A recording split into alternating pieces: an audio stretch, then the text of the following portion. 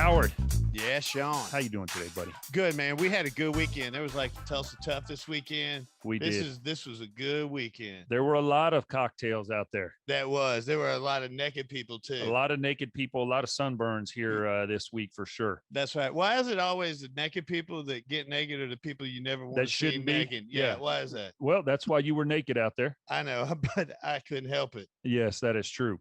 Man, back here another episode of Coptales and Cocktails. Yes, we are, sir. And this week we have got a guest that I have no doubt our listeners, our viewers that get to watch us on YouTube will enjoy.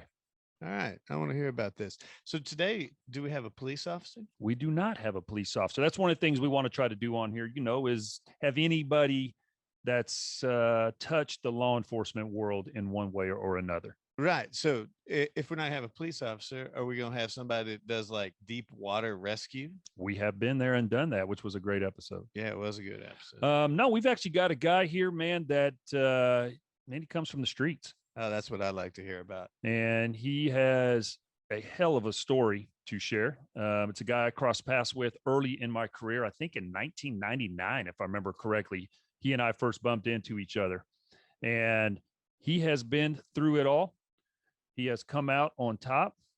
And I'm happy to have Jerome Boyce from here in Tulsa, Oklahoma on the show with us. All right, man. I'm glad we're going to have Jerome too. He looks like he's an OU fan, so that's very popular in the state of Oklahoma. Absolutely. People like OU. I have a daughter that goes to OU, so I guess I'm a fan as well. Well, my son went there for one semester last fall, and I gave him a bunch of money, and he came back home. But I gave the school a bunch of money, but he came back home. But Jerome, man, appreciate you being on here. But Boomer. Owner, you already know. Attaboy. So, as you know, Jerome, we talked about this. What we like to do on the show is we got to have a cocktail. We do have to have a cocktail. But unfortunately, we've had some bad cocktails in the past, and we are a little gun shy of some of the cocktails that have been chosen for us. Jerome, could you tell us today what you chose as our cocktail? I am fooling with the apple crown, not the regular crown, but the apple crown. We have heard this before. You're not an apple crown fan? Man, our first guest came through with it, and I got to be honest, it was nasty. It was. It tastes like suntan lotion. We really, I mean, it was. But I mean, you get to pick. No, wait. I'm sorry. This is a peach crown. This ain't the apple crown. This is the peach crown. I forgot about that. Yes. Well, we bought some Crown. We thought we were drinking regular Crown, so we bought this fine. We bought this one. But it came in a gift pack, so it came with these two. These little baby ones. Right. Oh, a little bit. Oh, okay. That's an apple. That's not a peach, though, is it? It's a vanilla. So vanilla. I got online and I saw a great recipe for a drink that makes this stuff taste good. And so we're going to show you how we mix that. For everybody online, what you do for this is you get some Coca-Cola and you pour the Coca-Cola in the glass and you pour it almost to the top. All right. And then you get your friend's glass and you do this. And you make sure that your friend has enough hand strength to open up little bottles like I do. He's chewing on his. I got this one. And then you put a little Crown in it. It tastes good. A little bit? A little bit. Like watch this. Just a little splash. That's it. 3 millimeters is what the recipe called for. So cheers, sir. You don't want to ruin a good glass of ice cold Coke with your Crown apple, man. Crown apple, Jesus Christ. What? It manages to ruin it. It tastes horrible. It still tastes horrible. Oh, but Jerome, hey, Sean knows you fairly well, and I don't. This is our first time speaking. So tell me a little bit about yourself. I heard that you grew up in the gang here in Tulsa, and I say that real fast because that's the way you're supposed to say it, right? Is gang. Well, I think that's what the new guys, man. I'm old school.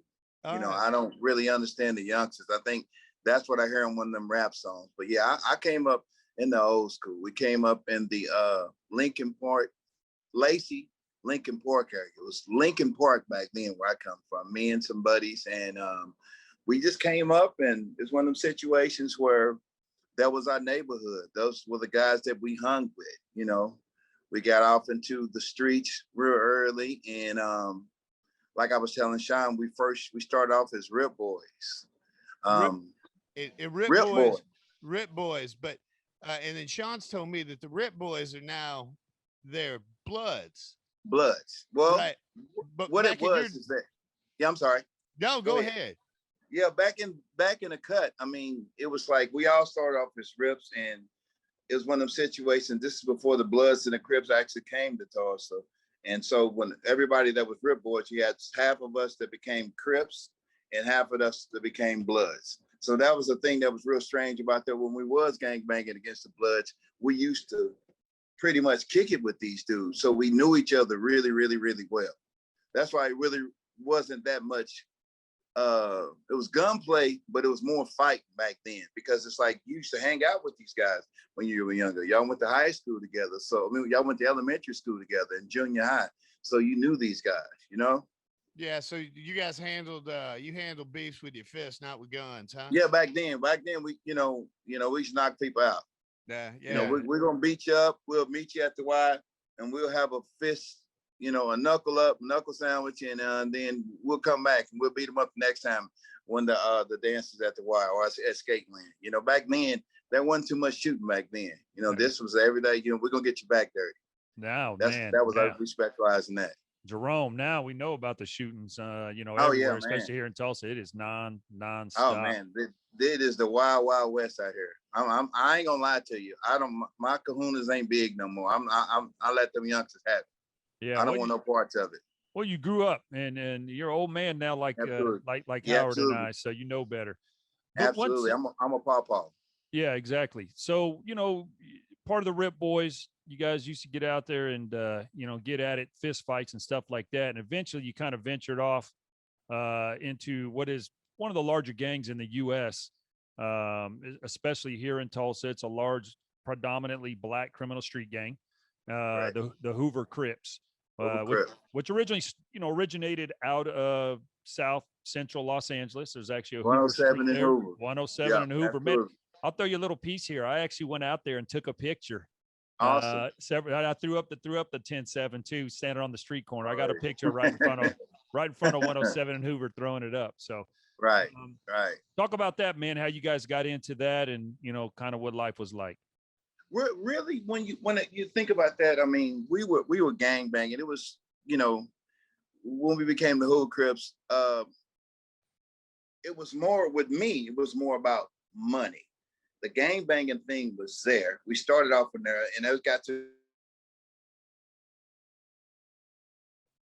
the shooting and the you could make money and gang bang. And with me, the person that I chose to get money, but I was still from the set. You know what I mean? I wouldn't be the person who I am now had I not went through what I went through as far as from the set. I wasn't one of those guys that was sitting on the corner talking about this is my hood, this and that and that and that. I was the one who was financing everything, And how exactly were you doing that for our listeners here that don't understand the streets? Well, back then we used to distribute this little thing, it's white, and you used to cook it up in a pot and, used to sell it in the projects. You know what I mean? I'm pretty sure. I don't. Is that flour? Flour? I have a lot of flour at home. Sugar? Bags of sugar? No. It's the yayo. That's what we used to call it. The yayo.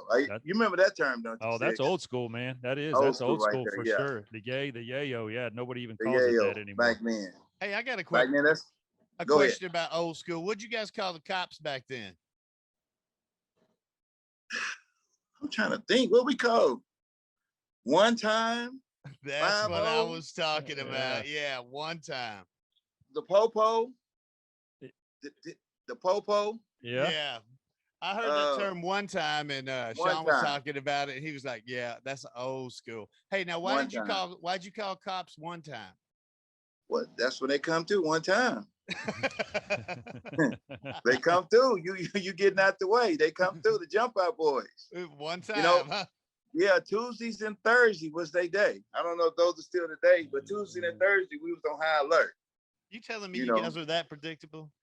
No, they like to say Task Force Tuesday, Task Task Force Force Tuesday, Thursday. right? So, but Right. we kick doors in 7 days. They Well, kick maybe doors not seven. whenever. Yeah, maybe not 7 days a week. Well, we'll Uh-huh. get to it, but we actually kicked Jerome's door in during the evening hours, which was a rarity for us. Yeah, late night. Yeah, Some late night. bucks. Yeah. Hey, you can cuss on here. That's all right, man. Oh, we can cuss there, you You can cuss. motherfucker. Yeah, you can say it. We've all heard these words. Absolutely. Yeah. So we'll kind of jump into that a little bit. So as he was talking about, Jerome was making money, man, and he was out there hustling. He was a dope man selling dope, and he Right. wasn't out there. At least when I ran into you in '99, he wasn't one of the guys that's out in front of the No. corner stores hustling out of a crack house or anything like that. He was up the food chain, and Absolutely. he was up the food chain. Well, let me ask you this: everybody wants to know how much money you make slinging. What'd you call it? Yo-yo. Oh, yo. Yeah, that's it. See, I got a little dyslexia, so I say things wrong. Over $1 million. Really? Yeah. Oh, well, I'm sure that. And how much did you have to pay taxes on that? He's paying somebody. It's not the government, but he's paying somebody. Yeah. Back then they weren't taxing you. They had to catch up with you before you tax you. I think that's when they started that no tax stamp thing, right? Yeah, they did. Yeah. I don't know if I got hit with that when I got in trouble that time. Yeah, there actually is a charge. Yes. It's called no tax stamp, and it's a felony. No tax stamp. If you have over a certain amount of weight of drugs, whether it be marijuana, cocaine, things like that, there is actually a tax stamp for each one of these items, like a government tax stamp. Absolutely. And dead serious. And so if you don't possess it on your bag of cocaine, it's another felony. No, but I've never seen one other than in a book. Listen, I've got some cocaine I'm selling. What do you do? Go down to the DMV. I need to get a tax stamp from this cocaine that I have. How does that work? Couldn't tell you. Like literally, I could not tell you. It is on the book. Law. Well, that's you take that up with state legislators, right, not the police. That's all we do is enforce. I think that was just another one of those instances where they did something to add another charge to you. That's what they would do. I mean, because we didn't understand that. I didn't have any idea how they could do that. Because like, okay, I mean, you can go register what you did, but yeah, that was something that they came up with back in the day, and I think it's still going on to this industry and age. It's still out there. Like $1 million selling. I mean, just when you sit up and you think about everything that you was doing, all the stuff that, the money that you was spending and just all the amount of money that, I mean, that's just a ballpark figure. I would say over $1 million. Back then we was eating. Yeah. We was eating off of that, Well, and just to, we'll kind of jump into it. So in '99, we actually ended up getting some information on Jerome that he was, hustling. And we had heard, he was up the food chain type of deal before, but we were unable to touch him. And we ended up working a case and developing information on where he was at and where his house was at. And so we ran a search warrant on him. Look at him. He's like making lips. He's not happy about it still. This many years later. What? That was then. This is now. Absolutely. I agree. Yeah. So we end up running a search warrant on his house. And actually, he pulled away from the house just as we're coming down the street. And he drove crazy. He drove off in a Suburban. I drove off, yeah. And I was going down. I'm sorry. Let me get in there. I was going down Cincinnati, and these fuckers had every fucking street on the motherfucking corner blocked, and it was like the helicopter, and it was a police officer on every corner. I couldn't turn off into the neighborhoods to try and get away from Pine until Apache. Every street was blocked off with an officer, I couldn't do nothing. So he drives off as we're coming up to the house. And we get in this pursuit with him. And just like he said, we end up having all the intersections blocked. And he didn't go crazy fast, but he was driving. And what he was doing, he was calling his girl, who was listen, I'm going to tell you, Howard, she was a fine. She's still fine. I don't doubt it. Because we won't give her a shout out. Well, we're not going to say her name on here. No, we're not going to say her name on here. I still remember it. Absolutely. And you're going to laugh at this. I remember what she was wearing that night. I swear, man.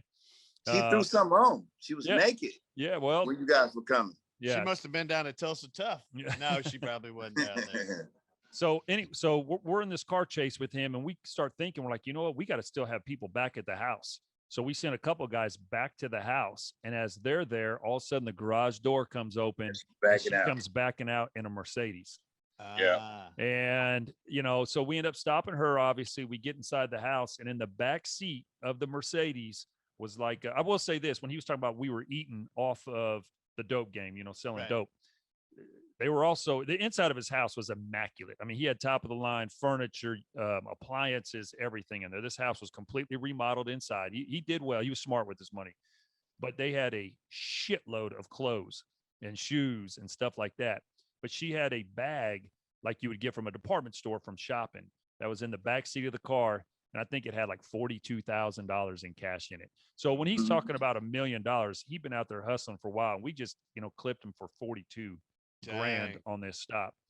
Inside the house, he had a stolen Mini 14 rifle, I think. What's a no, the rifle wasn't stolen. That was for my brother. That's why I couldn't understand it. I don't think that weapon was stolen. Y'all said that it was, but it wasn't stolen. I got that from my brother. Well, your brother must have bought or obtained a stolen rifle. Okay, yeah. Right. It came back stolen. Maybe another handgun or something like that. And I remember P89 Ruger. Yeah, so he remembers it well. Found a bunch of cocaine. I think, did we find a couple pounds of weed or something in there too? Like it was like almost a pound of weed. Yeah, and some cocaine. So, and here's the crazy thing about it. When this happened, Jerome at the time lived directly across the street, and I'm talking like across the street, right, from another police officer. Oh, really? Right. Like police car was in the driveway when we ran the search warrant. No lie. Right. Was he not a very good police officer? Yeah. You know what was going on. He was. I mean, it wasn't because wasn't nothing going on like that. You know what I mean? It was just it wasn't going on like that to where it would arouse a suspicion. You're just the corporate office, right? Literally. I mean, you didn't bring the attention to your house. I mean, that's it. You know, guys that get up the food chain like that, you're not bringing guys to the house to buy dope. No. You know, and you weren't even flashy. I mean, your Suburban wasn't flashy. Your Mercedes, granted, it was a Mercedes. It wasn't flashy. Right. I mean, it was a nice car. You know, he did it right, man. He was smart about it. How many guys did you have working for you? Oh, back then I was just the streets. I mean, it just one of them situations back then to where you just dealt with a lot of different people. And when you're in the upper echelon of that industry, you know, if you got it and what you got is good, they're gonna come to you. Yeah, you know. And so Jerome was, you know, crack cocaine was a big deal back there. That's what all this cocaine was getting converted into. And that's what he was. He was the guy that was dealing with powder, or the street term for it, soft. Right. So they're soft, and then hard is, you know, work, that, or crack cocaine. And so he was the guy that had large quantities of powder or soft, and then he would sell it in his quantities down to the guys that would start cooking it up, breaking it down and stuff like that. And then eventually it's down to the street. Well, how'd you find out about him? Man, I know we can't say that on here. No, you can't say that. Yeah, rat bastard. Can't say that. I think Jerome has his assumption, but I can't ever say it. Well, we'll just say it was a CI. It was it was an informant. Correct. Gotcha. All right, we understand. So here's something I will tell you that's actually really interesting, and hell, you can make a television show out of this. When we ran the search warrant at Jerome's house, the money that was in the bag, there had been a homicide that had happened earlier that day, and a guy was shot and killed, and he was rolled up in carpet out of a house and put into the bed of a pickup truck and set on fire. Good God. In broad daylight. This was all done in daylight. They carried this dude out of an apartment in broad daylight, put him in the bed of a truck, drove him a couple miles out of the city out here to Osage and lit it on fire. He pissed somebody off. He did. But here's the crazy thing. So when this happened, our homicide investigators worked this case, really, really wild case. I mean, there were a couple different people shot out of it all within 24 hours. But the homicide detective by the name of Mike Nance, he pulled all the money that we found on the search warrant at Jerome's house and had it analyzed. And there were numerous bills that contained the blood of the victim of the homicide. And so what had happened was a guy or two guys, we'll say that, called this guy over. He was a gangster in the dope game as well. And they shot him, killed him, and robbed him for his money, rolled him up in this carpet, set him on fire in a truck, and then basically bought dope from Jerome with that money that had the blood on it. And Jerome was right. never a suspect in any of it or anything like Right. that. Yeah. So Right. that's it's wild, man. The whole story that goes on in this 24-hour time window is Yeah, that it's shit was incredible. crazy. It's man. incredible, honestly. That's some truly dirty money. That is literally dirty money. Basically. So Jerome, man, what happened with that case for you? Where'd you end up out of it? Well, that was the first time ever being convicted of a felony. I took my issue. I went, I got 5 years. I had a state charge and then I had a federal charge. I got indicted. So I went to prison. Long story short, I got convicted of possession of a firearm during the commission of a felony, which was a federal offense that carried 5 to life. And with me being a first-time felon, I had to get the bottom of the statute, which was 5 years. So I got 60 months in federal prison. Where'd they send you to prison? I was in Seagoville, Texas, right outside Dallas. That's hot. Yeah, it's hot as hell. And oh windy. Man, yeah, it was so hot down there. When we used to take showers at night and get out the shower wet and lay in the bed and be dry in the morning. That's how hot it was. Really? Yes. And I bet you missed that young lady. You know what? I did, but at the same time, I was a product of my environment. I mean, I knew that, hey, life went on. I can say that while I was away, she was a rider. And what I meant by that, she took care of me. Not that I needed somebody to, but she took care of me. I mean, she went on with her life as she should have, but we stayed in touch. And to this day, we're really, really good friends. Is she still here in Tulsa? No, she lives out on the West Coast. Okay, cool, man. Mm-hmm. So when you got sent to Cedarville outside of Dallas, Mm-hmm. and you'd never been in prison before, what was that experience like for you? You know what? One of the weird things about it, because like I was in the federal system, so I was out of jail, while I was going to court. So I knew that I could have not went to jail, and you know what you could have did to not went to jail, but I decided to go to prison because that's what I did. It was my issue. I didn't want to make my issue nobody else's issue, and federal prison was just like, man, it was a lifestyle. I mean, for me, it's one of them situations. When I got in, of course, you're upset about being incarcerated, but when I was in there, there's a bunch of people who I knew from the streets who had been gone a long time. And they were still in there, and they still have more time left on their sentencing than I got sentenced. So I took it on the chin and just rolled with it. I mean, because it's like, why would I go on and bitch and moan and scream and cuss about 60 months when it's a guy that's been in there for 10 years and still have another 12, 13 years to go? So, prison was, I was in Texas. So of course, the summer months were the best. Football season was the best time of the year. That's when the time we really, really rolled because we watched football, and then we played unit football. And so, that was the life. Lifted weights. Well, for our listeners out there, you're not a tiny man, Mr. Boyce. No, not at all. You're not 5'2", are you? No, not at all. Yeah. You definitely. I don't think you were the running back or the quarterback. You were. No, I was the linebacker or the defensive lineman, and the tight end. Well, tell us how tall you are, sir. I'm about 6 foot. Yeah, and you weigh probably about 220. Oh. No, hell no. When I was a long time ago, I'm probably 275, 280. I wish that would be nice. Well, hey, Jenny Craig has some lovely meals. Absolutely. I love bread and I love potatoes, so that's my only thing. I'm not a meat eater. I don't eat beef. I don't eat pork. I don't eat chicken.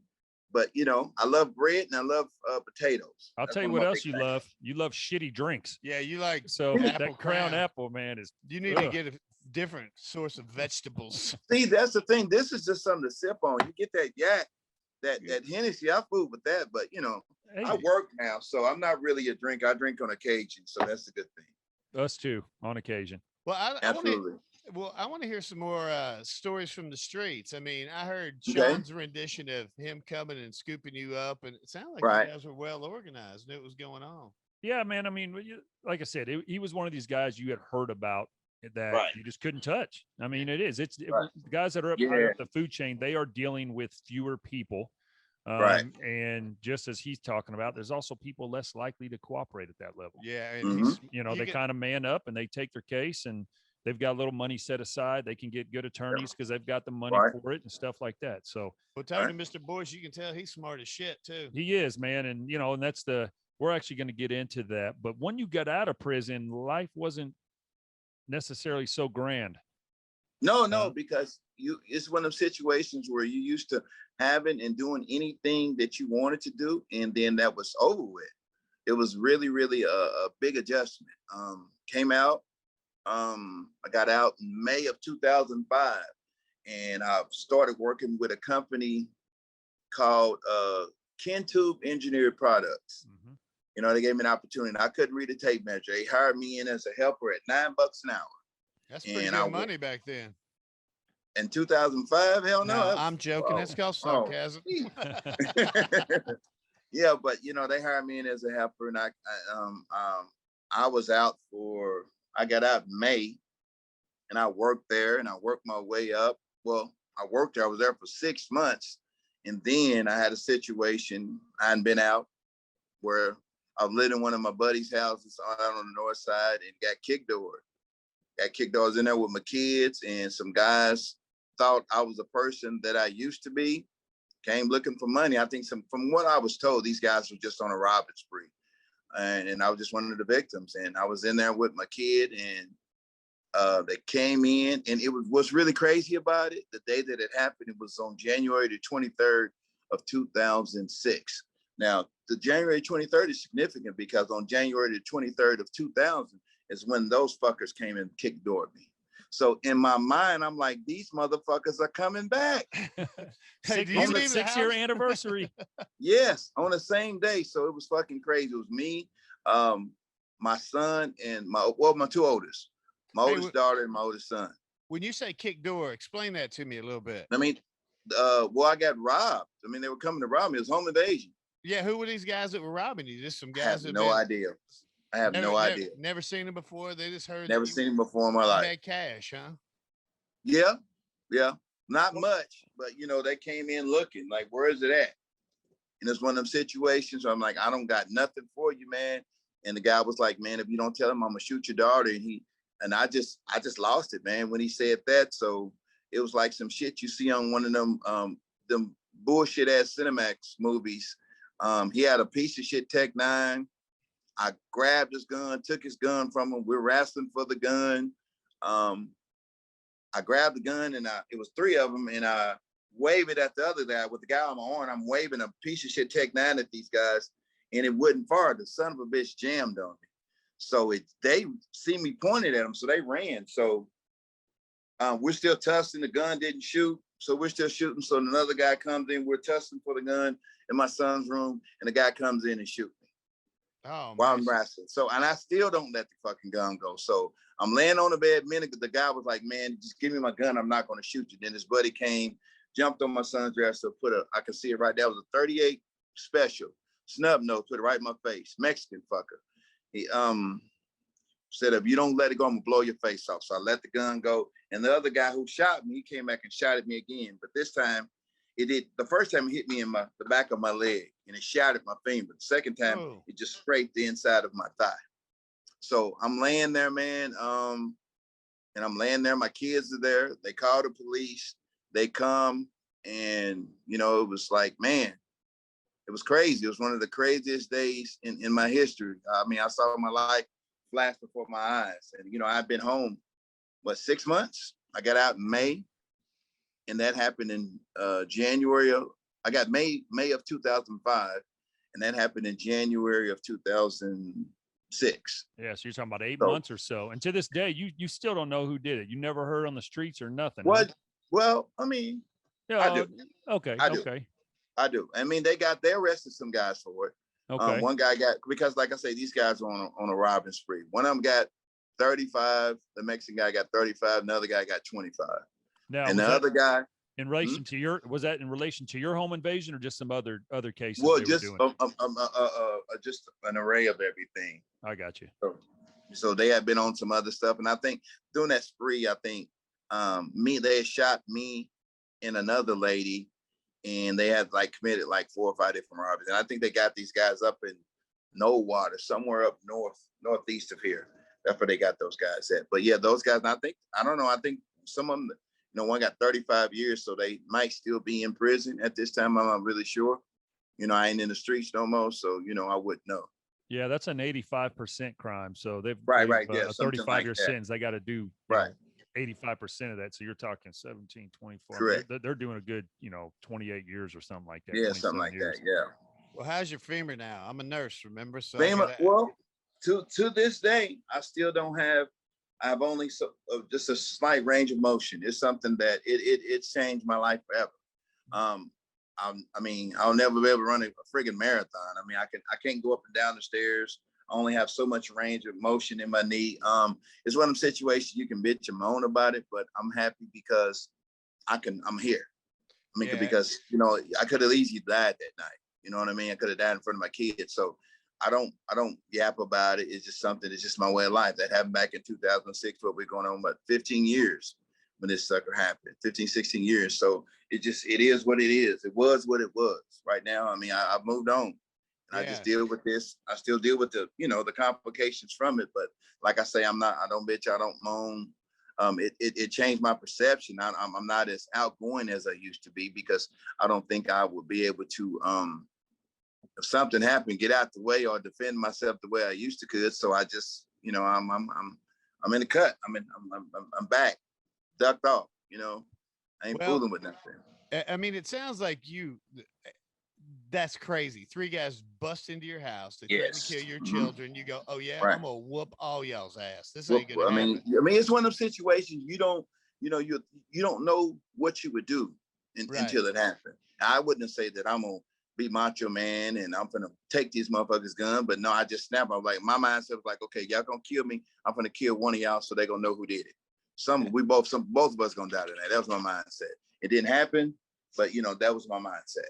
As far as, I'm gonna pop one of these motherfuckers. Yeah, well, maybe all that tussling when you were younger came into play. You ain't afraid to put your hands on somebody. You're not gonna stand around this wave guns. Absolutely. You'll open hand slap them and take it away from them, huh? Give me that damn thing. Yeah, that is an insane story. And it was crazy. I'm sorry. That's one of the most manly things that I've heard. And you still drink it's Apple something Crown. I still couldn't believe it, but it just happened. He was like, I'm gonna shoot your kid, and I just lost it, man. And you still drink Apple Crown after all that manliness, right? Well, yeah. You should pour some Coke in that. It would be much better. This is the drink of champions right here. We're gonna have to have him over to have some of this. Yeah, we're gonna put some hair on your chest. We had a guest in here in our first week, Quincy Smith, and that's what he said. This will put hair in your chest. Hell no, this makes me want to sit down and pee. Yeah, it's not a good drink, sir. We can help you though. I don't drink. You know what I mean? I'm not a seasoned drinker. Okay. So when I do, I like something that's cool, and I don't want to be laid all out, nothing like that. I'm not that type. So tell me what's going on with you now. You went through a big rehab, I assume. How long did it take you to heal? Grateful that those people at Kentube Engineer Products, a couple of guys, white guys, a guy named Houston Black, he passed on about a year ago, and a guy named Dennis Hawkins, man, they were some of the best guys ever, man. They took care of me. It's like I was a temporary worker, and I got hired on January the 1st. So my insurance kicked in on January the 1st of 2006, and I got shot on the 23rd. And they probably spent, I could say, over $250,000, $300,000 with all the stuff all the surgeries that I went through and everything. And like I said, those guys at Kentube Engineer Products, they really, really looked out. I was so grateful and thankful for them. So that really got me in the mindset that, the streets ain't for me. The streets ain't for me. And after that, I had to learn how to walk again. That was one of the crazy things about it. When I sit back and just think about everything that I went through, as far as, working with those guys in the oil and gas industry. And, I worked for them until like maybe October of 2010. And that's when the big oil gas thing went crazy. So I got laid off. So I got laid off in 2010, and I was off for a year. And man, in my mindset, I'm like, man, something got to happen, because I'm a go-getter. In my mind, I'm like, I need to do everything that needs to be done. I got to find something to do, because if I don't, I'm gonna go back to doing what I used to do. I was just going to ask, did you ever contemplate getting back in Oh, the game? fuck yeah. Hell Selling yeah. dope? Hell yeah. Hell yeah. But I knew that wasn't it. You know what I mean? You had that mindset, and, there were opportunities there. And I just like, man, I knew what it was, because in my mind, I felt like I didn't want to be, I would call that old cat on the yard. And what I mean by that, in prison, you see somebody, this guy, he was probably 55, 60 back then, and he had 25 years. That's a death sentence, man. You know what I mean? I'm like, man, I ain't fucking with that. Nah, man, I'm gonna try my mode. I'm gonna tough this shit out, and which I did. And then Spirit Aero Systems, they came and hired. They started up a new program, and gave me an opportunity. And the rest is history, man. I was a mechanic. I worked. I got married that year too, and I guess that was it was like in 11/11/11, at 11 minutes after 11. And here's a kicker. On Cocoa Beach, and my ex-wife, her name was Coco. What the hell? Is she the one married to Ice-T now? No. Different Coco. Yeah. Hey, so did you plan that 11/11/11/11? no, she did. I mean, of course she did. Yes, she did. Well, we got married at 11/11/11, and she walked down the beach at 11 minutes after 11. It was pretty awesome. It was a beach wedding. It was just like my mom and my old man and his wife and some close friends. It was about maybe 12 or 13 of us, but we got married on the beach. So back to, I worked. Then during that time, I was a mechanic, and I was working 2 jobs. Well, Mr. I would Boyce, go to work. I've got a question for you. Go ahead. When you have a federal record, when you go in and you fill out an application, or they always ask you if you have a record, and you have to check yes on that, right? Well, see, the thing about it, at the time, my felony was over 7 years old. I got you. In aerospace, that's one thing that people got to understand. I mean, you can be in some stuff, but as long as you ain't got in trouble, a lot of those places, they go back. And as long as you ain't killed nobody, no shit like that, you're good to go. But my felony was 7 years old, and they gave me an opportunity. And man, the rest is history. And you're still back out there with those guys now. Is that correct? Yeah, absolutely. I worked out there. Let me see. I was a mechanic for 2 years, and then a guy named Dan Willis, my mentor, gave me an opportunity to be a manager. So 2014, I have an opportunity to become an aerospace manager. And that was a really, really big deal for me. So I was a manager from 2014 until July of last year. When COVID hit, right? When COVID hit, yeah. And the program that I was working on, we already knew that it was ending, because we had 2 programs. One was going back to Georgia, and another was transitioned to South Korea. So we knew that we're getting laid off. So me preparing for that, I had already applied for, well, I was with a company called Triumph that was bought from Spirit, and Triumph ended. So I reapplied back out to Spirit, and Spirit gave me an opportunity. But COVID hit, so they took the offer back, and then I was laid off. Man, here, like me and Sean, we kept in touch. I was laid off until 2 or 3 weeks ago. So I started back out there as a manager. So, man, which is like the best job I ever had in my damn life. I can tell you that much. So, and this is the perfect, I guess, success story for someone from the streets. I mean, you got a guy, Jerome, here, who was selling dope, and we didn't really get into it, but his brother was shot and killed. Absolutely. That is still unsolved to this day. Back in 99. Yeah, back in 99. So you got to think about it. In 1999, that's when, roughly right after that's when we kicked his door in. So I wasn't in the right frame of mind doing it. Yeah. I was flipping. I was messed up mentally, because this is my twin brother. Yeah. Oh, man. Yeah. It was my twin brother. Gerard, is that correct? Isn't that his name? Mm-hmm. Yeah, Gerard. Mm-hmm. So his brother was shot and killed, and then, he catches a dope case. So wait, hold on one second. My brother, my twin brother, who was the OG blood, Right. Figure that out. That one. Okay. Yeah. So you got one of blood and one of Hoover. Man, there's some other, well, Yeah. I'm not going to say their names on here as well, but there's Yeah, some other absolutely. guys that are Absolutely. there's some other dudes, the same situation. One's a blood, one was a Hoover. How'd that go at Right. Thanksgiving? Guys fighting over turkey. Yeah. But like I said, so his brother's shot and killed, still unsolved to this day. And that was Right. they kicked his door in or something, like he was in No. a house. He had got into it with some guys, and my brother was a brawler, and he went to fight, and the guy, he had other plans. The other guy he pulled out a gun and shot him dead.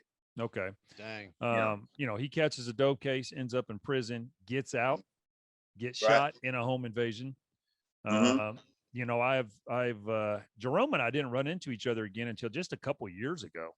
Right. But I had ended up crossing paths with other members of his family, just Right. because of working my this son. whole time. Yeah, dealing with his son.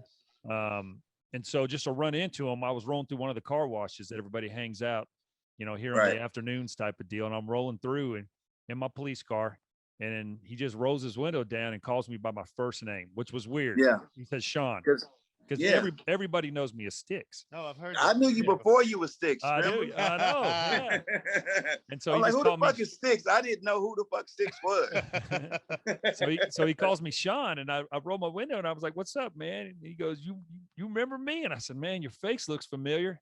And he's like, "Jerome." As soon as he said Jerome, I was like, "Boyce," and we've been in touch ever since. So, did your management skills, did you develop those when you were starting your nefarious work in the gangs? Did that carry over into working in the aerospace industry? Did you learn any good people skills back then? Customer Of service? course. I think, I've always been a leader. You know what I mean? And I think that had a lot to do with everything. I'm a go-getter. I'm a take charge type person. I'm a people person. I think that had a lot to do with it. I feel like I can get along with just about anybody. So that really, really helped. And on top of the fact of some people just believing in me, man. That's one thing, that you have a lot of people out there who've been in similar situations, who have people that don't believe in them. So it's I guess what I'm trying to say, there's people out there that really give a fuck about people, and they don't mind looking out for people. And I got an opportunity, and I just ran with it. And, it's one of them situations that my situation ain't ideal. This don't happen. Right. Especially for, I'm African American, and I'm a convicted felon, and I done did this and I done did this, and I've been blessed with this opportunity to work for a multi-billion-dollar aerospace company, man, and it's awesome, man. I'm so thankful for them believing in me again, for giving me an opportunity before, and to bring me back and give me this opportunity. And things are just going. This is just like my third week. Started my third week back, and man, and I'm giddy, man. I'm jumping for joy inside with this badass knee. So yeah, I'm good, man. Seriously. Well, the thing that I really see is that you have a strong mind, and more than that, you have such a positive outlook. I don't know I don't know if I'd be so happy. Telling the story about going to prison, getting shot in the back of your leg, somebody threatening your kids. I think most people would harbor a little bit of resentment on some of that. Yeah, stuff. well, you used to.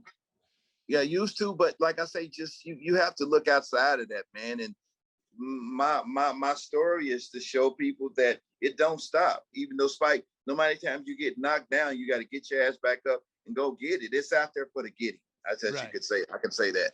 It is. That's exactly it. You put the effort in, and listen. Yeah, absolutely. You got a good break in there. There's no doubt about that, man. But you stuck it out and didn't go back to your ways, and that's why, like I said, Jerome and I have spoken about it. With this Sticks Cares, this nonprofit that I've got here in Tulsa. He and I have already chatted. He's going to get on board and be a part of that. And so we're, kind of excited for him to, one, just be a part of it so we can get out there and spread what's going on. But, he knows a lot of these youngsters and a lot of these guys in certain parts of the city that, it's kind of tough. And so it's going to be good having them on there showing, hey, man, you grind through this. You'll be all right. Absolutely. That's one thing I want everybody to understand, man. If I can do it, because I'm from the streets. I was the streets, and I got this opportunity, and it's just there's more to life outside of there. I was talking to one of my buddies today at work who was from the streets too, and we're good, man. We're glad that we have something to look forward to. A lot of people don't, but at the same time, that's letting people know that if we can do it, if we can do this, they can do it as well.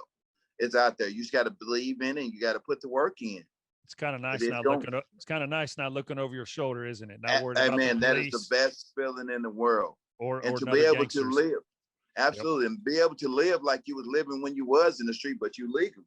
You pay taxes on the money that you're making, and you don't have those issues, man. You don't have those issues. It's so good to roll up on the police in my two-seater and smile at them, ask them, do they want to fucking race? You know, versus thinking about getting pulled over, man. So it's a good feeling, man, because I've been on that side to where it's like, okay, I'm looking in my rearview mirror. This motherfucker come, I'm finna throw this shit out the window and I'm finna burn out on their ass. So I don't have to worry about that kind of stuff no more, man. So I'm really, really thankful and I'm grateful. And Sean, I don't know, like I didn't know Sticks. Mr. Larkin, you know, I'm thankful for you, man, because we got history, bro.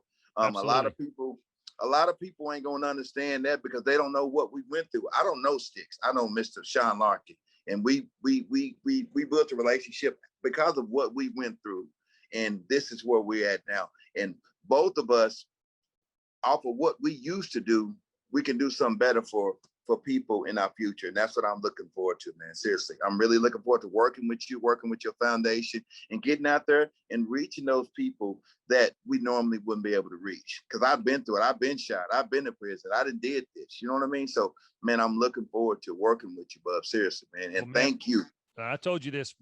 I've been talking to you about it for a couple of years. When the idea first came up, man. I said, Absolutely. man, I want you part of it. So I'm glad. And we're going to get that thing locked in. But Jerome, man, appreciate you being on here. Glad to see you're thank you guys. Fan. Anytime, like I say, there's so much stuff, man. I'm thankful, man. Hopefully we can make some more positive memories and stuff to talk about moving forward. You know what I mean? But anything, anytime you need me, man, you just holler at me, bro. You got my number, and you know, let's do this. Seriously. All right, bet, man. Appreciate it. Be safe. Appreciate you too. Nice to meet you too, bub. All right, hey, man. Nice to meet you, Mr. Boyce. You're an inspiration. You guys too. For sure. I appreciate that, man. That means a lot, man. Remember for you guys. All right. All right, buddy. Take Later. care. All right, guys. All right.